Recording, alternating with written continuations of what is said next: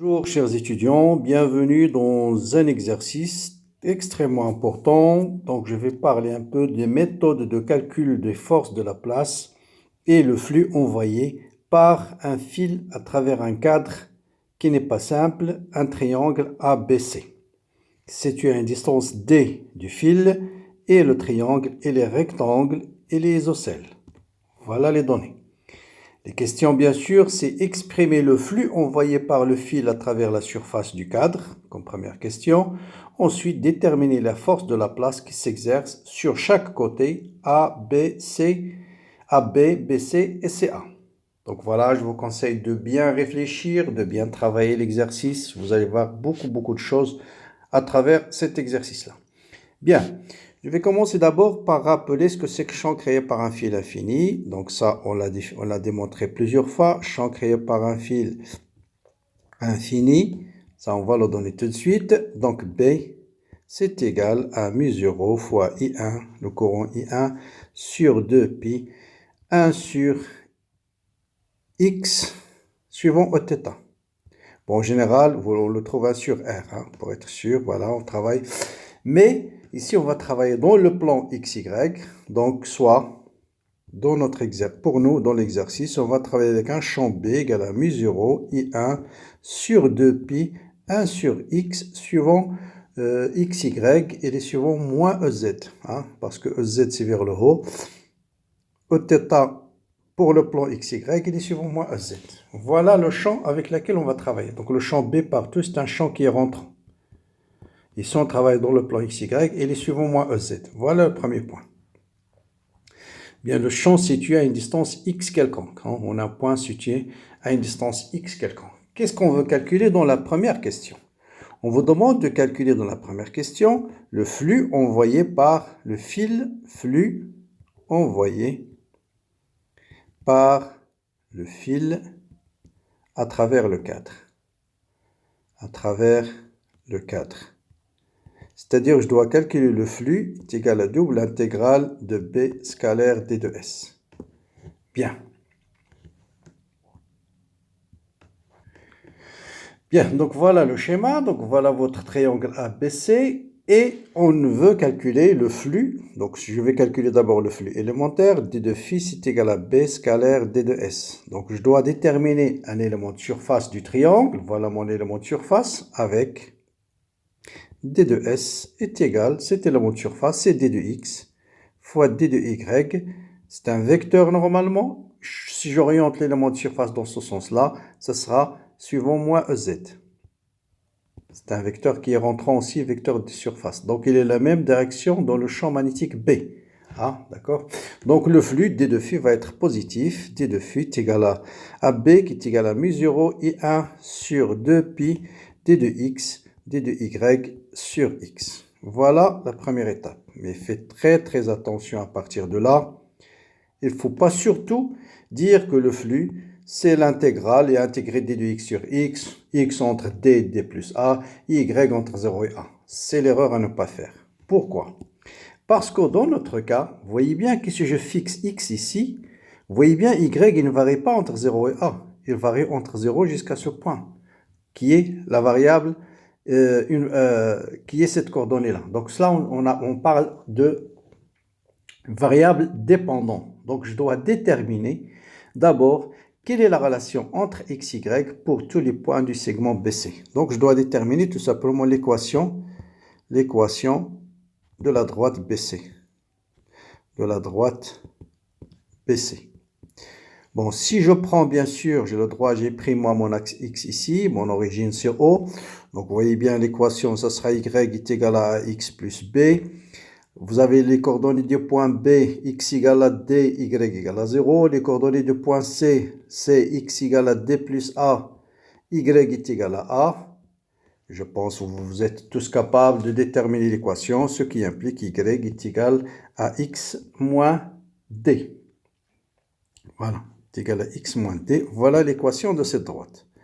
On peut vérifier facilement. Donc, si x est égal à d, on voit bien y de b égale à 0. Et si x égale à d plus a, c'est-à-dire pour le point A, x égale à d plus a, y est égal à a, je retrouve le point C. Parfait. Donc, tous les points, autrement dit, là, il faut faire très attention. Quand je calcule le flux élémentaire, pour x donné, y doit varier entre 0 jusqu'à x moins t.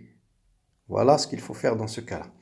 Donc, je peux calculer maintenant le flux, et le flux total, qui est égal à double intégrale mu0, donc double intégrale mu0 i1 sur 2pi d de x sur x fois d de y.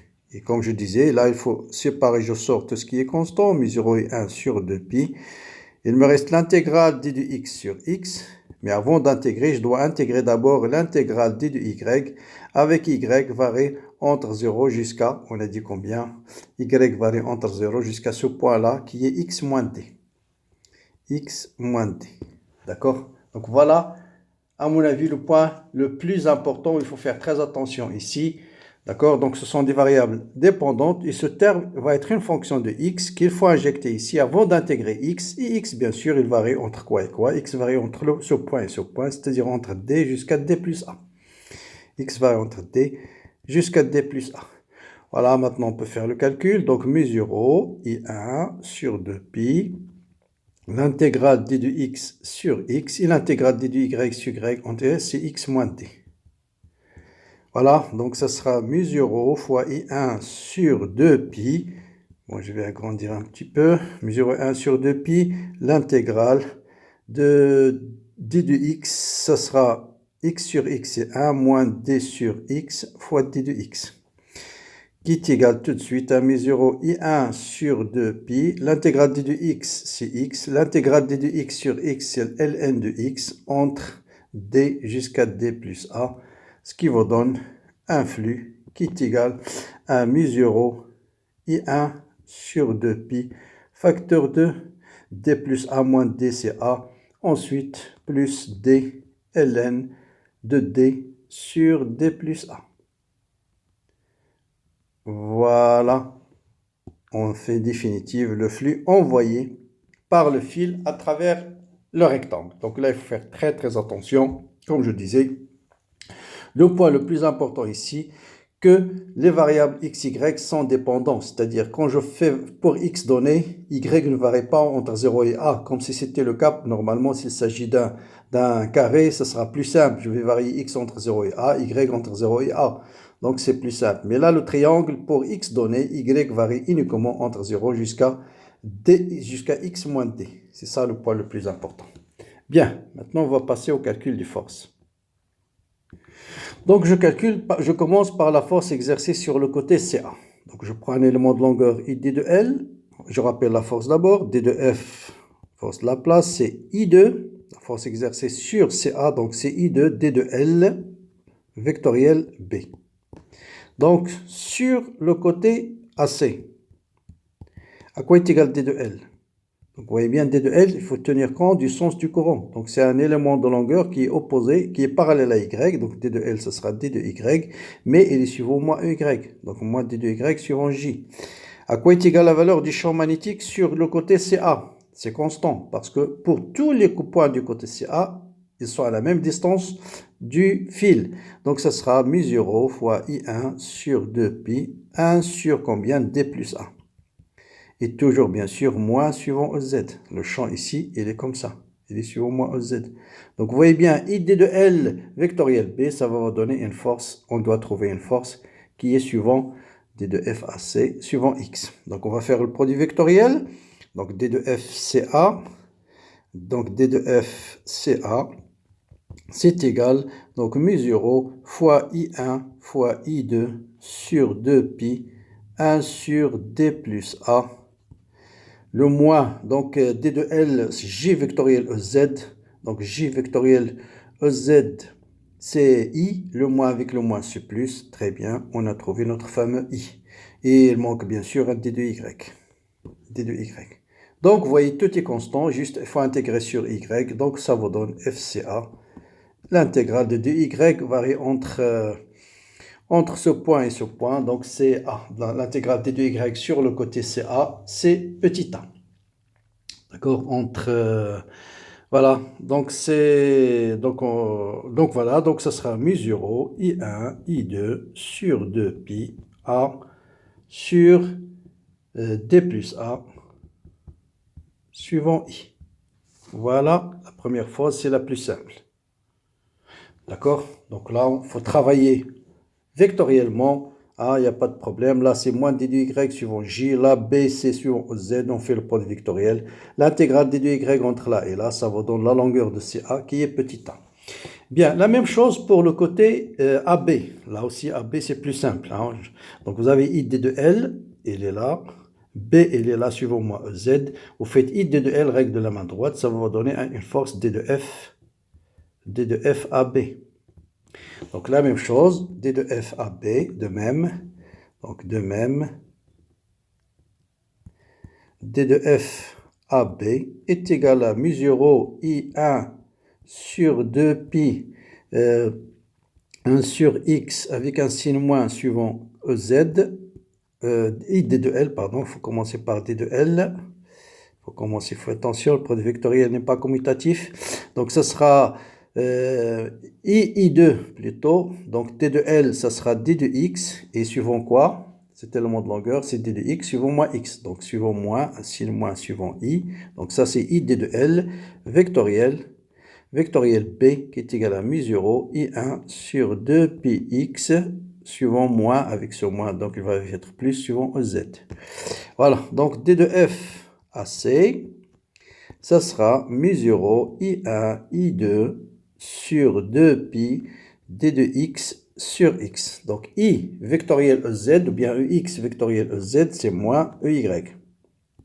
Voilà, et x varie entre combien et combien? Il varie entre D jusqu'à D plus A. Donc, ça sera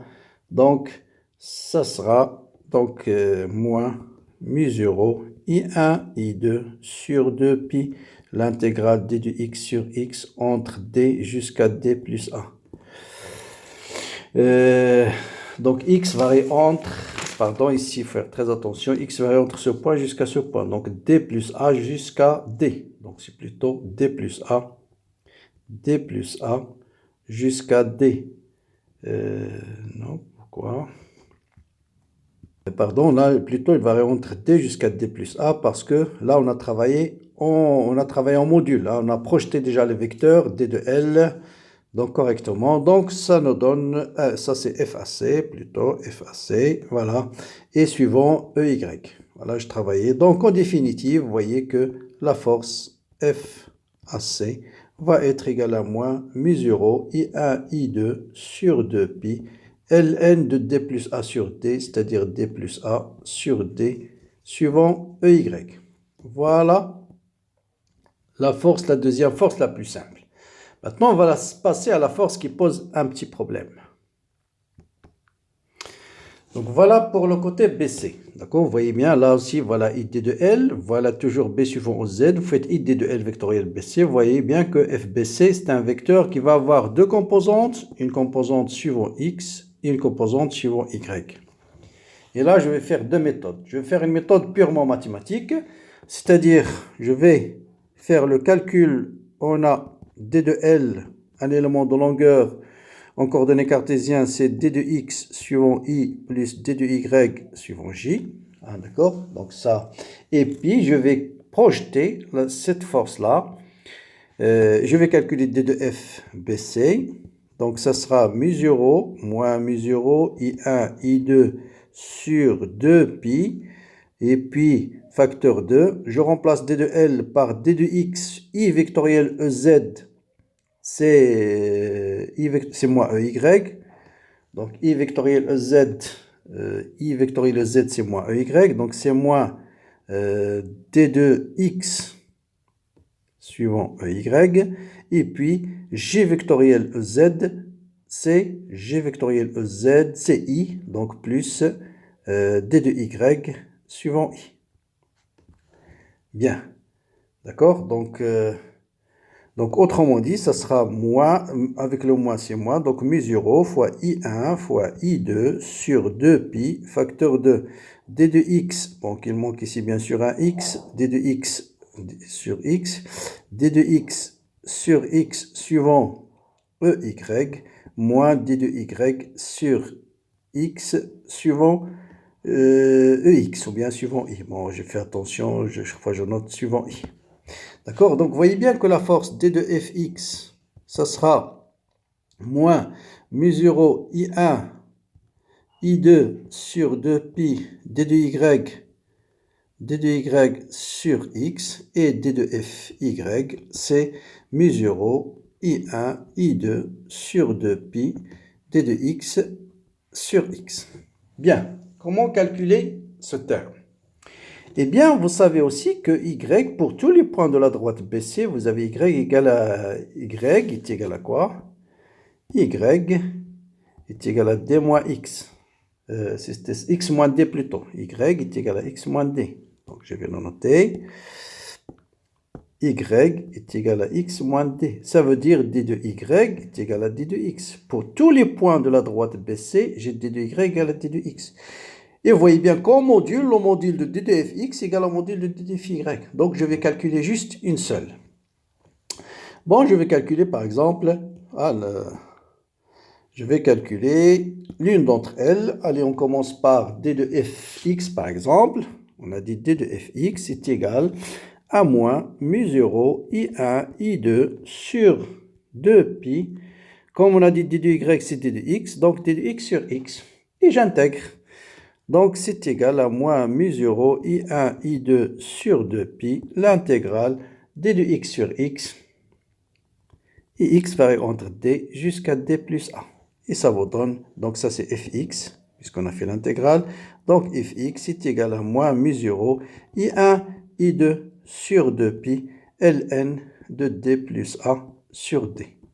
Et par conséquent, Fy, puisqu'il y a juste un signe moins entre les deux, Fy, ça sera la même quantité, sauf qu'avec un signe plus, mu0, I1, I2 sur 2pi, ln de D plus A sur D. Donc, vous voyez bien que F, c'est un vecteur, la force qui s'exerce sur le côté BC, je vais le représenter par un vecteur, voilà, ce vecteur-là, dans le module ici, Fx est égal au module de Fy. Donc, le module de F, si on s'intéresse au module de F sur le côté, on appelait ça côté BC, ça sera racine de 2 fois le module de Fx. Donc ça, vous voyez bien, si ça est A, ça c'est A racine de 2. Et A c'est Fx, donc racine de 2 fois mu0 fois I1 fois I2 sur 2pi ln de D plus A sur D. Voilà la force qui est un peu, à mon avis, un peu difficile.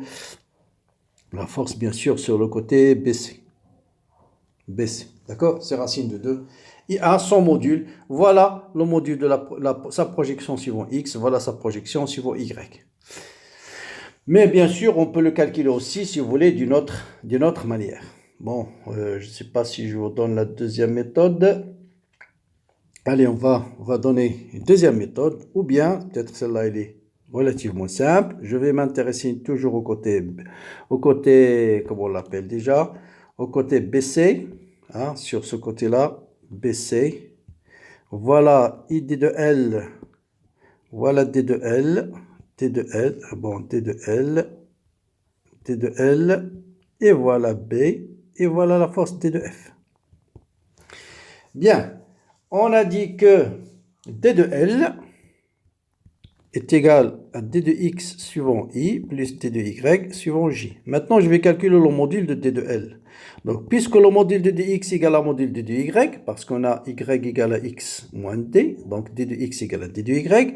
Donc, vous avez ici un d de x, vous avez ici d de y. Donc là aussi, c'est racine de 2 fois d de x, qui est égal à racine de 2 fois d de y. Donc, je peux écrire tout de suite d de f à c, là, sans passer par les composantes, c'est égal au module. Je peux le calculer directement le module. Ce sera donc le module de d de b, le module de d de l, fois le module de b, fois sinus de l'angle, c'est pi sur 2. Donc, ce sera d de l fois b, tout simplement. Vous voyez, donc, ce sera mu 0. Donc, bien sûr, il manque dans la force, il manque un I2. Donc, ce sera mu 0, I1, I2 sur 2pi, sur 2pi, ça c'est D de F, Donc, sur 2pi fois d de x sur x fois racine de 2. Donc, d de L, c'est racine de 2 d de x. Et ça, c'est le module de B. Voilà, après, vous intégrez bien sûr x entre... donc, FAC. FAC, donc ça, c'est le module de FAC. Donc, le module de FAC, c'est mu0, I1, I2 sur 2pi racine de 2. J'intègre d de x entre d jusqu'à d plus a. Donc, ça me donne d plus a sur d. Voilà, je retrouve mon module que j'ai trouvé dans la question précédente. Cette fois-ci, j'ai calculé directement le module de d de f. Donc, je calcule directement le module de f. Bon, dans la première, c'est, je dirais, plus mathématique, plus logique, si vous voulez. Vous n'allez pas vous tromper. Exprimer un élément de longueur d de L. Exprimer le vecteur d de f. Il va y avoir deux composantes. Vous calculez séparément d de fx et d de fy. Bon, ici, le calcul de module direct, relativement simple, parce que tout simplement, on est dans le cas où d de x égale à d de y. C'est ça qui a rendu le calcul du module facilement, parce que je peux calculer ce module de d de L, un élément de longueur d de L, uniquement en fonction de d de x, ou bien uniquement en fonction de d de y. Donc voilà pour cet exercice qui est en même temps, là il faut faire très très attention quand vous calculez le flux à travers un champ magnétique, à travers une surface.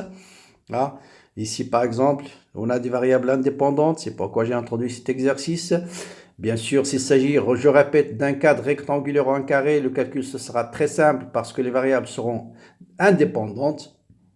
Donc là, il faut faire attention. Et la même chose pour les forces. Là, vous avez un champ magnétique qui est constant, il n'y a pas de problème. Là aussi, c'est relativement simple, mais là, la force, vous avez vu les deux méthodes que j'ai proposées. Donc voilà, bien sûr, comme d'habitude, n'hésitez pas à partager la vidéo, surtout partager l'information avec vos amis, c'est très important pour les aider. N'oubliez pas à vous abonner à la chaîne. Likez bien sûr la vidéo si vous trouvez le contenu intéressant. Très bon courage et à très bientôt pour d'autres contributions.